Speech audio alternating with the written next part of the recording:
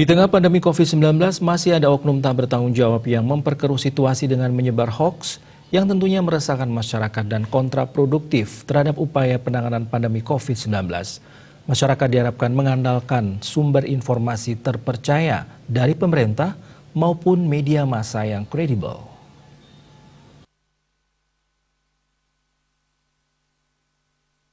Dalam memberantas penyebaran pesan berantai hoaks, warga Bali diimbau untuk lebih selektif dalam memilah informasi atau berita yang beredar, supaya tidak menimbulkan kepanikan di masyarakat. Kepanikan dan keresahan yang berlebihan tentunya kurang baik bagi upaya penanganan pandemi COVID-19. Rasa khawatir dan ketakutan diyakini melemahkan daya imunitas tubuh. Padahal COVID-19 bisa diatasi dengan daya imunitas tubuh yang baik. Peran pemerintah, kepolisian, dan pihak-pihak lainnya, serta masyarakat dituntut untuk transparan dalam menyelesaikan masalah hoaks yang menyangkut COVID-19. Hal ini disampaikan oleh Ide Penglingsir Agung Putra Sukahat, selaku Ketua Umum Asosiasi Forum Kerukunan Umat Beragama FKUB Indonesia. Pihaknya sangat menyesalkan beredarnya hoaks menyangkut wabah COVID-19 ini. Dalam suasana yang memprihatinkan ini, ada saja pihak-pihak yang dengan sengaja membuat berita-berita bohong kepada masyarakat. Masyarakat jangan langsung mempercayai berbagai informasi yang beredar, terutama di media sosial. Saya sebagai Pendesa Agung Majelis Desa Adat Provinsi Bali dan sebagai Ketua Umum Asosiasi FKUB Indonesia sungguh sangat menyesalkan kalau sampai saat ini masih saja ada berita-berita bohong, berita-berita hoax menyangkut masalah-masalah penanganan pandemik COVID-19 ini.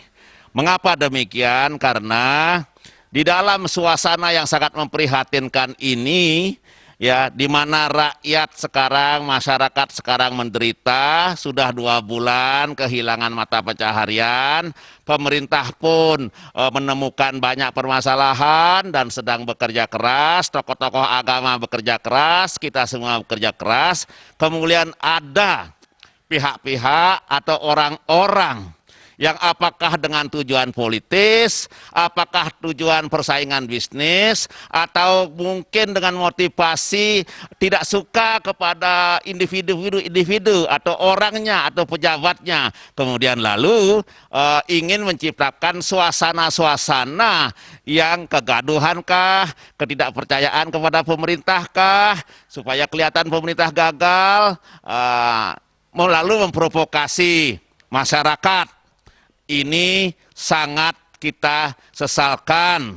Oleh karena itu mari kita semuanya, mari lupakan kepentingan politik, lupakan persaingan politik, lupakan persaingan bisnis, lupakan dendam-dendam individu kepada seseorang di dalam kita menangani penularan supaya berakhirlah COVID-19 ini. Oleh karena itu, masyarakat diharapkan lebih selektif memilah informasi tentang pandemi COVID-19 dan memilih sumber-sumber informasi resmi milik pemerintah dan media massa yang kredibel dan terpercaya.